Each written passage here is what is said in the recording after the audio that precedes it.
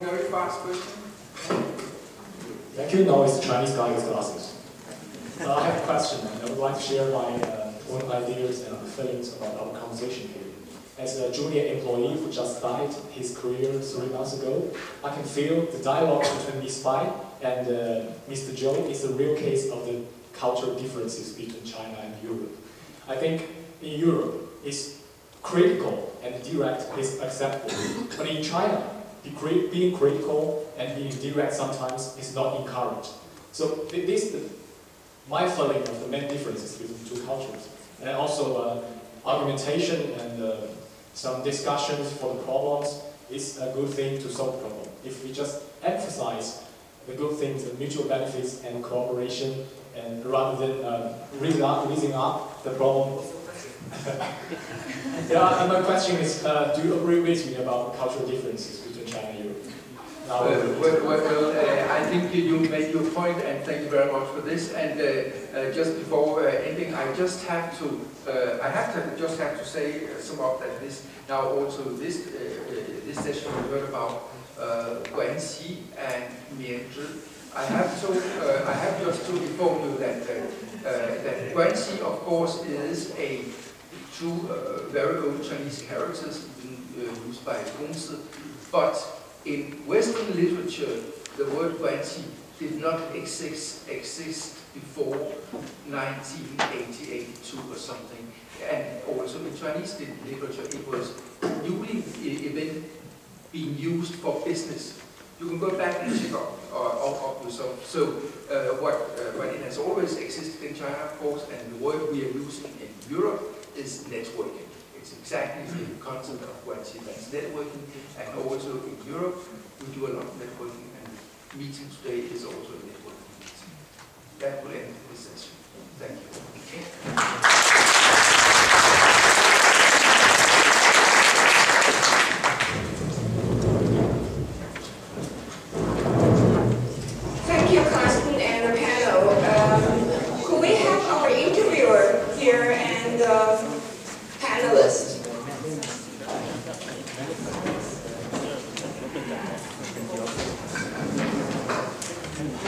Remember to bring your tag or this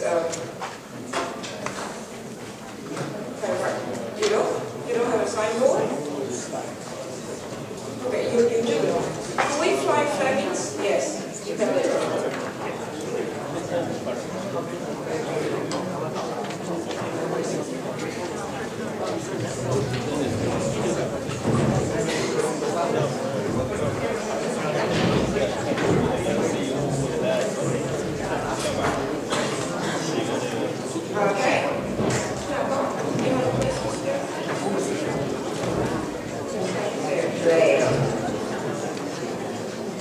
Okay, the interviewer for the second panel discussion is also a great admirer of China. He's a senior journalist, editor, a writer, and an expert in Asian countries.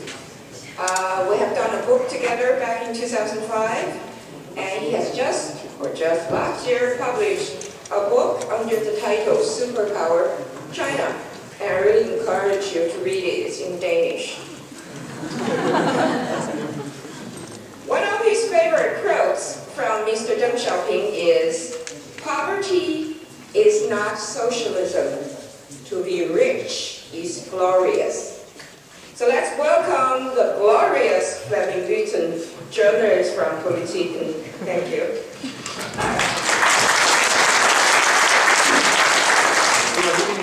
Too many words on me, but thank you anyway.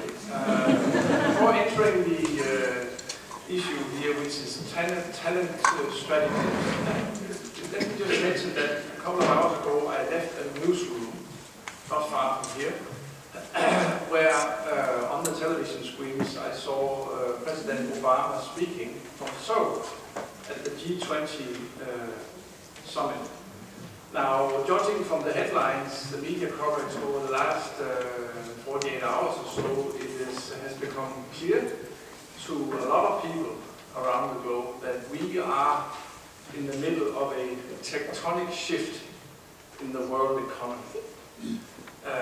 We read headlines like currency wars, trade wars, nasty language, which reminds us of something distant, World War II, Korean War, Vietnam War. Not encouraging to some of us. I am sure that the audience here do not see the prospect of war or even China as a threat. A couple of days ago, my own newspaper carried a comment, not written by me, but a colleague of mine, where the word threat was used about China a number of times. I'm sure that with the audience here, all of you, you will easily transform threat to challenge. That is a primary condition for every modern globalized business official today, is to transform what is perceived as a threat to become a challenge and an opportunity. Now that's common knowledge for all of us who are seeing globalization, not as a threat, but as an opportunity. Having studied East Asia and China for more than 25 years, it has become clear to me that Asia is the front runner of globalization, and for a country like Denmark, for a number of European countries, we should see Asia's globalization as a challenge and a source of our own present and future prosperity.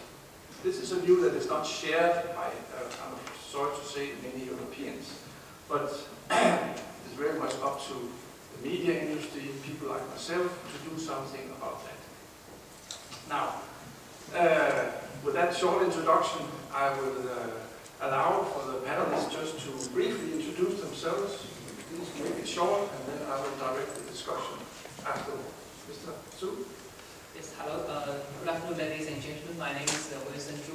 I'm a Chinese working in Denmark for a German bank called FCPAE. I'm the senior project manager with local team here. Recently, I also take up a position as head of the business development in Asia. My name is Lars Christian Lassen. I am the global head of human resources in Novo Nordisk, a Danish-based globally working pharmaceutical company. I'm a Danish citizen, and sometimes I even work in Denmark. My name is Andreasen. I'm from the academic world, being a scientist for many years, director of research and innovation at a major hospital. And that brought me many interesting Chinese collaborations. In April this year, I was appointed as the executive director of STC. STC is the Sino-Danish Center for Education and Research, basically the establishment of a Chinese-Danish university that will be located in Beijing. Yes, my name is Bob Lee, or actually in Chinese it's Li, so it's not to be confused. I'm Chinese and I'm a lawyer, been a legal practitioner for over 20 years, and I've been living in Sweden for 35 years. So that's it. Thank you. Yeah, and my name is Jens Peter. I work for an international company of business. I'll come back to the international part a little bit later, I think. But I'm working also in HR, like a colleague from neuroscience, and I have experience from a lot of different countries around attracting and recruiting and retaining people with different kind of knowledge and competence. Thank you so much. I think I will first allow my two Danish compatriots some time to elaborate on what I assume is the key question here, namely, what are the biggest challenges to recruit professionals, especially Chinese talents? Mr. Lassen? Thank you very much. First of all, I think that China's talent is a must for a company like us to recruit. We live from innovation, and we strongly believe that a diverse international team is the best creator and source of innovation. And I think that Chinese talent, although I very much agree with Beijing that once you get people to learn and work together, the difference kind of is a little bit not so stereotypical as we usually say, but still let me offer a generalization. Chinese talent is actually very much in my mind not only hardworking, not only very well educated, but also has a mindset, very open mindset, in actually challenging what we believe is our knowledge to a very high degree. So actually one of the first prejudices that I actually got eradicated when I really started working with Chinese talent was actually that they're not that authoritarian. To the contrary, one of the first questions I got was actually alluded to one of the questions we got from the audience when Novo Nordisk get a Chinese CEO. And I think for that kind of questions we also get for research. The challenge in recruitment is that if you are a very successfully growing company like ours, we do have a tailwind in that challenge. But what is very, very important for us is that we can offer development opportunities. Development opportunity, I think, is the key word. And one of the key challenges is that the patience among our Chinese talent is not the kind of patience that we are used to by most European talent. I used to say that you have a maximum 2 years to really show that person a very, very huge development moving forward. And actually for Chinese talent, forward means upwards. So the pace is around 2 years. If you can offer a development opportunity upwards and preferably internationally within 2 years, you are in very good shape. Otherwise, you are deep out in short doses. That's a pretty sharp conclusion. Time frame of 2 years.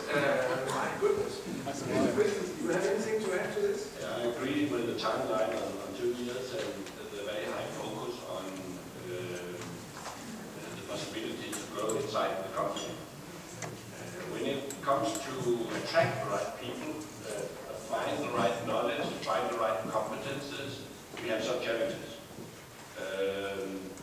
It is a big market, and as I see the development going more towards an international culture, international business culture, we also need employees that have that understanding, have that knowledge, and have that access to knowledge and competences.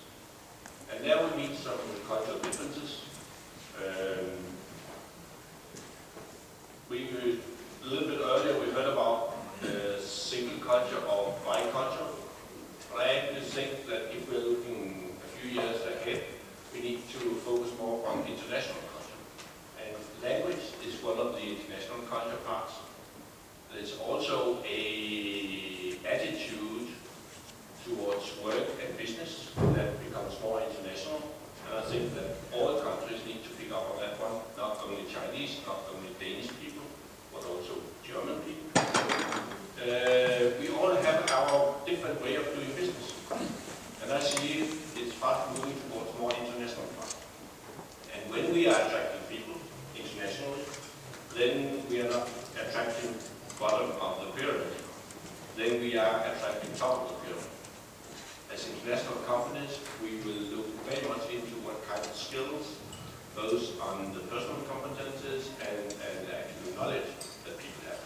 We advertise always international, never locally. And I think that you will see a lot of companies do that in the future.